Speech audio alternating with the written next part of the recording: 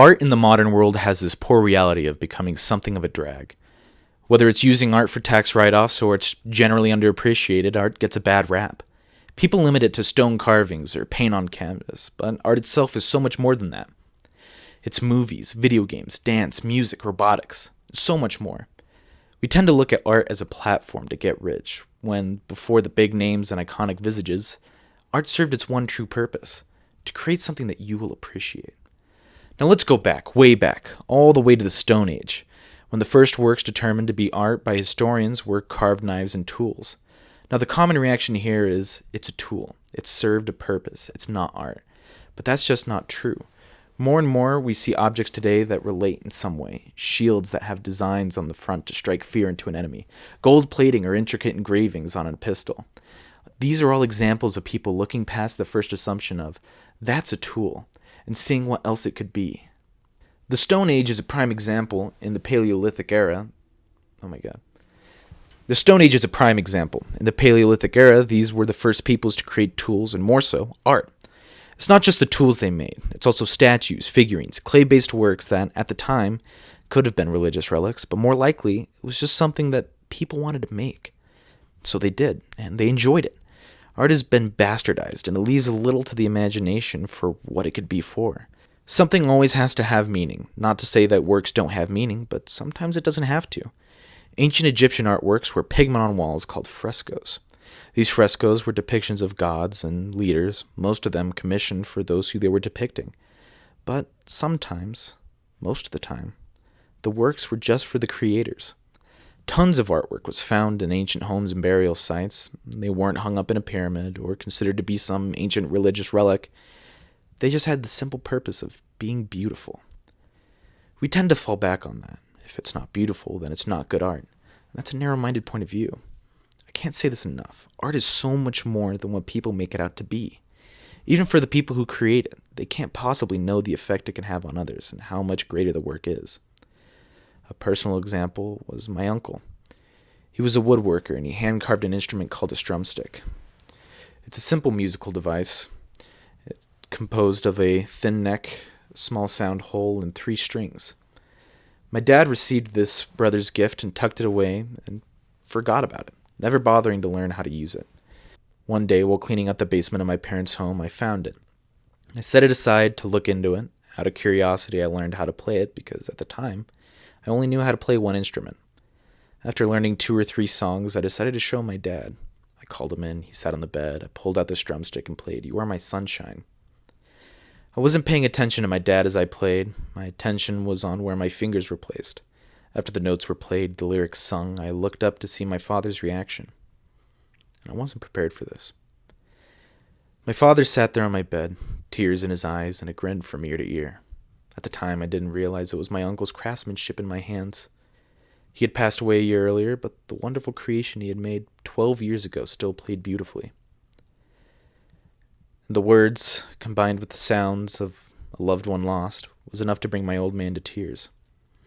And that was the first time I saw my father cry. Art is powerful. It makes people feel something they may have not felt in years. Sadness, fear, joy, in its purest forms, cannot be described with ordinary words. It needs a medium to be portrayed, a vessel, if you will. Art in itself is that vessel. We use art as a platform even if we don't know it. The definition of art is the expression or application of human creative skill and imagination, producing works that can be appreciated primarily for their beauty or their emotional power. This definition is phenomenal because it uses the term emotional power. That's what art is. It's emotional, provocative. It makes you want to stand up and shout. Music, it's beautiful, and it makes you feel things without doing a single thing to you. Whether it makes you cry or it makes you smile, music has this way of digging into your skull and burrowing into your brain. It makes you want to stand up and dance and makes you feel inspired and want to create something of your own. Even more so, dance. It's an amazing expression of emotion. It can be powerful and intimidating, soft and beautiful, fast and exciting. These are qualities of a true piece of art. It pulls you back from the dark corner and shows you the blinding light of passion. Art doesn't even need to be a textbook artwork. It can be something you want to create. Wes Anderson movies, for example, they violate all the rules of composition, but have you ever looked at The Grand Budapest Hotel or Fantastic Mr. Fox and thought, that's a bad movie? Absolutely not. Wes Anderson is a hero in the cinema world, and his works shine as an independent work of personal mastery.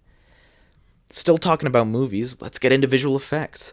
Now, a lot of the time, we tend to gloss over these effects for good reason. We want to see visual effects and not think about them as visual effects. The artists behind them want you, the viewer, to see them as part of the movie, and as if it were a real object they just recorded on set. VFX are a great example of art because they're created by a group of people wanting to please the people watching them. Blade Runner 2049 is a spectacle of composition and VFX. Thousands of people working together to create a work that won multiple awards, including the Oscar for Best Visual Effects. These aren't simple feats either. It's a work of compositors, directors, texture artists, shading artists, sculptors, the whole shebang. Literally hundreds of people working for years to create something that we love. Most of all, out of all these works, the most important aspect isn't the quality of the work, the message it portrays, or the person making it. The most important aspect of all is time. If you invest enough time to sit down, work it out, refine it to the point where you, the creator, are satisfied, then all else will follow. Da Vinci didn't create the Mona Lisa in 1 hour. It took 4 years of meticulous painting and work to create a masterpiece. We look towards these artists and revel in their skills, yet we think they're just putting paint on a canvas. They just push a button and make a movie. They just hop on the stage and perform a mind-shattering performance. These things take time. Even in situations where the time took was 15 minutes, it can still be fantastic. A parent could treasure a crayon drawing that their toddler made for them for years to come. A simple carved stick you made while camping could stay in your home for years because of the sentimental value alone. Art is defined by what it does to people, and time holds the true power among that. Art gains its true value over time, rather than in the moment. It's not just the time taken creating it that makes it a good work. It's the time spent appreciating it and loving it. Art is amazing, not because of what it is. Art is amazing, not because of what it is, but because of what it does. It's individuals who pour their heart and soul into something they love. It's the culmination of years of practice, study, and ideas flourishing into a piece of work where everyone who sees it stares in awe. Whether it's a collaborative project of 1,000 people or the work of a single man or woman. If it's the McDonald's logo or the Last Supper, art has an impact on everyone's lives, regardless of how they live it. Art takes hold of you. It's crowd-pleasing, and above all else, it's meticulous, whether you realize it or not. It shows you something incredible. It doesn't quite click with you until you get to the point where the creator wants you to be and you realize just how carefully the stage has been set and how gently the cards have been stacked on top of each other until finally, right at the end, in a brilliant show, they knock it all down. In a passionate catastrophe, the artist gives you something that only the purest forms of art can offer. A message.